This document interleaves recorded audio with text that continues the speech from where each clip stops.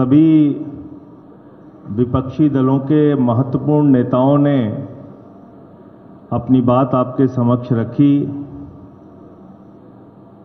कल चुनाव आयुक्त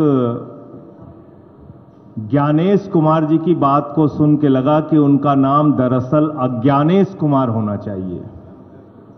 अज्ञानता की बातें की उन्होंने। या तो वो मूर्ख हैं या जानबूझ के मूर्ख बन रहे हैं, या वो हम लोगों को मूर्ख समझते हैं। ऐसी ऐसी बातें, ऐसी ऐसी तर्कहीन, तथ्यहीन बातें उन्होंने की, हम लोग सुन के हैरान हैं। उनसे जो सवाल पूछे गए उसका एक भी जवाब उन्होंने नहीं दिया।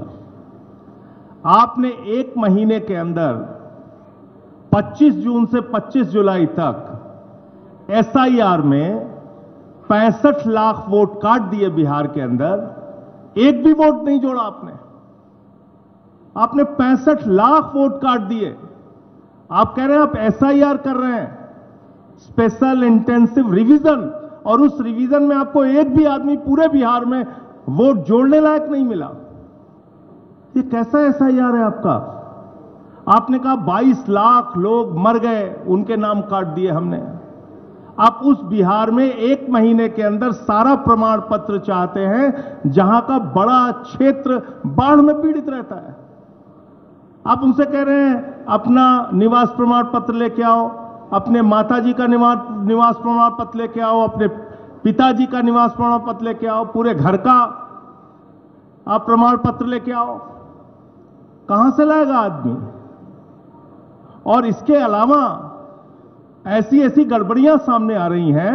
आपका बीएलओ खुद से फॉर्म साइन करके जमा कर रहा है, उसकी वीडियो सामने आई। क्या कार्रवाई की आपने? अमेरिका के राष्ट्रपति ट्रंप का वोट बिहार में बन गया, क्या कार्रवाई की आपने? कुत्ते का निवास प्रमाण पत्र बिहार में बन गया, क्या किया आपने? क्या किया आपने? आप बेवकूफ समझते हैं इस देश के लोगों को। खुलेआम आपने एसआईआर के जरिए घपला घोटाला किया, मरे हुए लोगों को जिंदा कर दिया, जिंदा लोगों को मार दिया।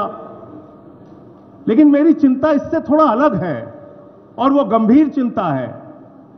भारतीय जनता पार्टी, नरेंद्र मोदी जी की पार्टी कहती है इस देश में उन्हीं लोगों के वोट कट रहे हैं जो घुसपैठिया हैं, जो बांग्लादेशी हैं। तो 22 लाख तो बिहार में कह रहे हैं मर गए इसलिए हमने काट दिए। अब 43 लाख जो वहां पे बचे हैं वो सब घुसपैठिया हैं। उनके लिए डिटेंशन सेंटर बनेगा, वो सब पकड़ पकड़ के बांग्लादेश भेजे जाएंगे। वो उनको हिंदुस्तान में रहने का हक नहीं है। वो जो सुप्रीम कोर्ट में गए थे, उन्होंने कहा था कि मैं जिंदा हूं, अब वो बांग्लादेश जाएंगे क्योंकि वो घुसपैठिया हैं। बीजेपी कह रही है वो घुसपैठिया हैं। एक आईएएस अधिकारी हैं व्यास साहब रिटायर्ड आईएएस अधिकारी हैं, पति पत्नी दोनों के नाम काट दिए गए। अब वो घुसपैठिया हैं, वो डिटेंशन सेंटर में रहेंगे, वो बांग्लादेश जाएंगे। आप देश को आपने तमाशा बना रखा है। आप कह रहे हैं चुनाव आयोग को वोट चोर कहना संविधान के खिलाफ है, वोट चोरी करना संविधान के मुताबिक है। वाह भैया, वोट चोर कहना संविधान के खिलाफ है, वोट चोरी करना संविधान के मुताबिक है, वोटर लिस्ट में भ्रष्टाचार करना संविधान के मुताबिक है। आप कहते हैं शिकायत नहीं की गई आपको। मैं दिल्ली का उदाहरण बताता हूं।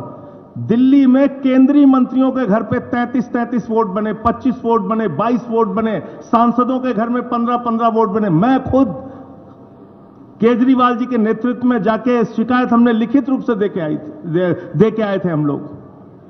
कोई कार्रवाई आपने नहीं किया। आपने नई दिल्ली विधानसभा क्षेत्र में 42,000 वोट काट दिए, 42,000 वोट चुनाव शुरू होने से पहले। 14 विधानसभाओं में भारतीय जनता पार्टी के कार्यकर्ताओं ने हजारों वोट कटवाने की एप्लीकेशन दी। ये सारी लिखित शिकायत, मिल के शिकायत, अनुरोध करके शिकायत, बार बार कह के शिकायत हम लोगों ने चुनाव आयोग में जाकर की। आज तक कोई कार्रवाई आपने नहीं किया। समाजवादी पार्टी के रामगोपाल जी ने बताया, उन्होंने एफिडेविट पर शिकायत किया। महाराष्ट्र के अरविंद सावंत भाई ने बताया, और तमाम लोग। बंगाल में ममता जी ने बताया कि कैसे आपने फ्रॉड किया वहां पे।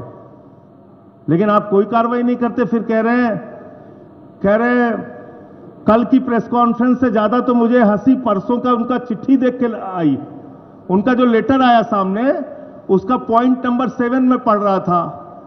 कहने लगे साहब गड़बड़ी हुई है, लेकिन राजनीतिक दलों ने हमें नहीं बताया कि गड़बड़ी हुई है। तो मैंने कहा ये तो वही किस्सा हो गया कि एक बदमाश थानेदार आया एक इलाके में, उस थानेदार ने अपने सिपाहियों के साथ मिलकर इलाके में डकैती डाल दी।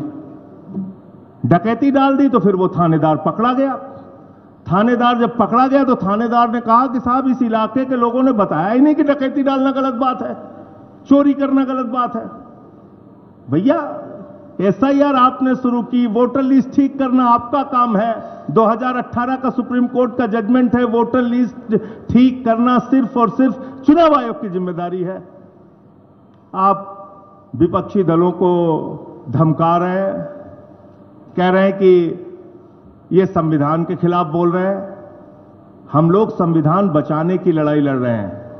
मताधिकार एक ऐसा अधिकार है जो बाबा साहब डॉक्टर भीमराव अंबेडकर जी ने भारत के संविधान में दिया और कहा कि राष्ट्रपति के वोट की गिनती भी एक होगी और गांव में रहने वाले मजदूर के भी वोट की गिनती एक होगी।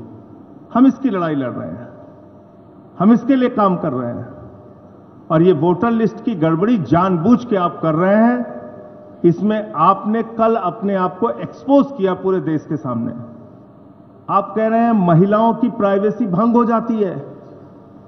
वोटर लिस्ट की जब वोट देने के लिए लाइनें लगी होती हैं महिलाओं की, मैंने तो महुआ जी से कहा कि इस बार जब वोट देने के लिए जाना तो किसी मीडिया वाले को अपनी वीडियो मत बनाने देना, क्योंकि आपकी प्राइवेसी भंग हो जाएगी उससे। भाई बताइए, आप पूरे देश का चुनाव दिखाते हैं, कश्मीर से लेकर कन्याकुमारी तक महिलाएं लाइन में लगी हैं, वो आप दिखाते हैं। उनका इंटरव्यू आप लेते हैं, वो आप दिखाते हैं। 45 दिन तक आपके खुद के नियम में आज भी लिखा हुआ है कि आप सीसीटीवी फुटेज देंगे, तब प्राइवेसी भंग नहीं होगी। तो इसलिए आपने सरासर झूठ बोला, सीना ठोक के कल झूठ बोला। चुनाव आयोग ने कल पूरे देश को यह बताने का काम किया कि वास्तव में उन्होंने भारतीय जनता पार्टी के साथ मिलकर चुनावी घोटाला किया है और चुनाव को प्रभावित करने का काम कई राज्यों में किया है। वही खेल आप बिहार में करने जा रहे हैं। दिल्ली में आपने खुलेआम ये सारा काम किया है। तो मैं सिर्फ इतना कहना चाहता हूं कि आप जांच से बचिए मत, जांच कराइए। जो तथ्य आपके सामने लाए गए हैं अब तक, जिन राज्यों के अलग अलग राज्यों के तथ्य आपके सामने लाए गए हैं, जब तक आप इन सब की जांच नहीं कराते, आपकी निष्पक्षता पे आप कह रहे हैं ना हम समकक्ष हैं, न पक्ष न विपक्ष न समकक्ष। आपको अगर अपने आप को निष्पक्ष साबित करना है तो पूरे देश में जहां जहां बड़ी शिकायतें आपके बारे में मिली हैं, आप उसकी जांच कराइए और कार्रवाई कराइए, वरना आपको हमेशा यह कहा जाएगा कि आपके नेतृत्व में वोट चोरी हुई है और आपने घोटाला किया है। धन्यवाद। बहुत बहुत शुक्रिया संजय सिंह साहब। अब अपोजिशन पार्टीज के तमाम